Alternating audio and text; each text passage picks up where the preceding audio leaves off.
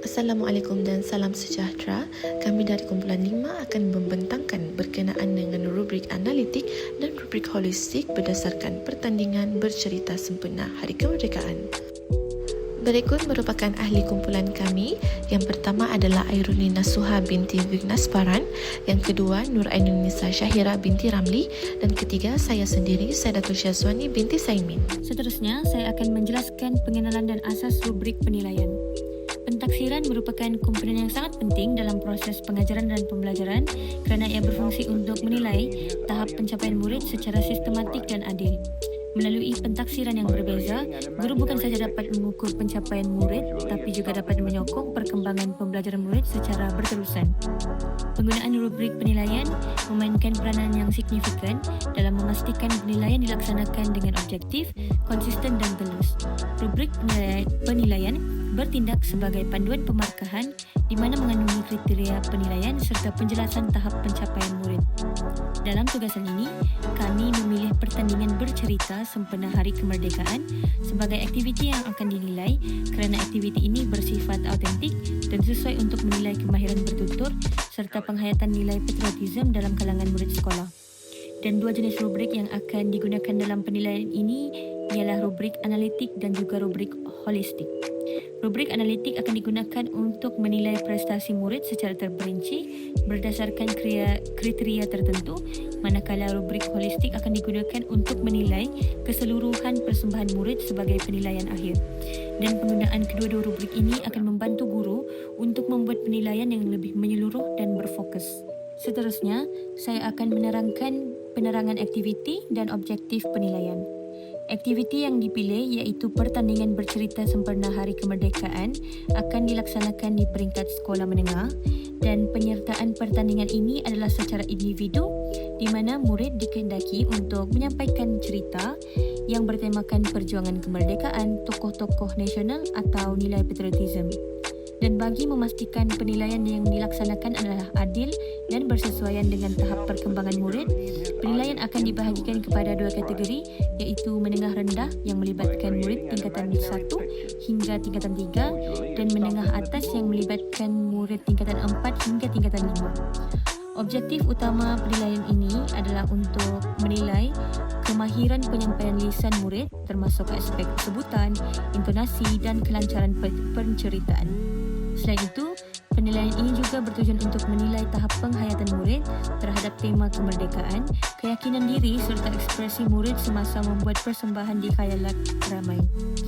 Melalui penilaian yang sistematik ini, guru dapat menentukan pemenang pertandingan secara lebih objektif dan telus mengikut kategori tahap, selaras dengan prinsip pentaksiran autentik dalam pentaksiran bilik darjah. Seterusnya, saya akan menerangkan rubrik analitik. Kami telah memilih 5 kriteria yang akan menjadi penentu. Kriteria yang pertama ialah penyampaian cerita, kedua ialah penghayatan dan ekspresi, ketiga ialah sebutan dan intonasi, keempat ialah kerjasama kumpulan, dan yang terakhir ialah pengurusan masa.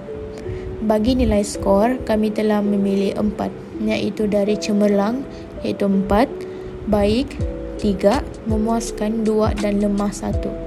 Untuk penyampaian cerita, nilai skor yang cemerlang ialah sangat lancar, jelas dan menarik. Untuk baik ialah lancar dan jelas, untuk memuaskan ialah kurang lancar dan lemah ialah tidak lancar. Untuk penghayatan dan ekspresi, nilai skor 4 iaitu cemerlang ialah mendalam dan mempunyai ekspresi yang sesuai. Untuk baik, 3 ialah penghayatan yang baik dan memuaskan, 2 ialah penghayatan lemah dan lemah, 1 ialah tiada penghayatan.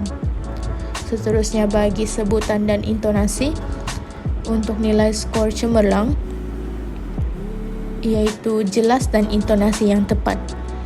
Untuk nilai skor baik ialah sebutan jelas. Untuk nilai skor memuaskan ialah sebutan kurang jelas, dan yang terakhir ialah lemah iaitu sebutan tidak jelas. Bagi kriteria kerjasama kumpulan, nilai skor cemerlang ialah semua ahli terlibat secara seimbang. Untuk baik, kebanyakan ahli terlibat, untuk memuaskan, penglibatan tidak seimbang dan untuk lemah tiada kerjasama. Dan untuk kriteria yang terakhir iaitu pengurusan masa ialah untuk cemerlang, menepati masa yang ditetapkan, untuk baik sedikit melebihi masa, untuk memuaskan melebihi masa dan untuk lemah tiada terkawal. Seterusnya, saya Sayyidatul Syazwani akan membentangkan berkenaan dengan rubrik holistik. Rubrik holistik ini digunakan untuk menilai persembahan secara keseluruhan, iaitu berdasarkan kualiti umum dan kesan keseluruhan persembahan.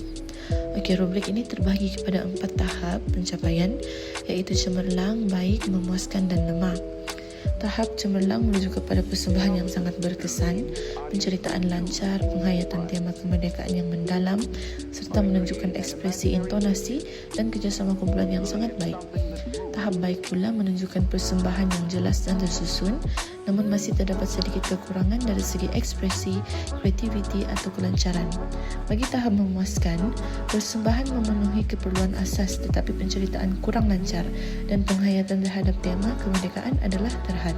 Dan akhir sekali, tahap 5 merujuk kepada persembahan yang tidak tersusun, kurang persediaan dan tidak menunjukkan penghayatan terhadap tema kemerdekaan.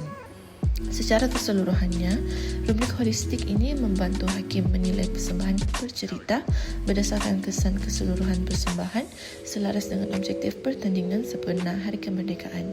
Itu sahaja dari kumpulan kami. Terima kasih.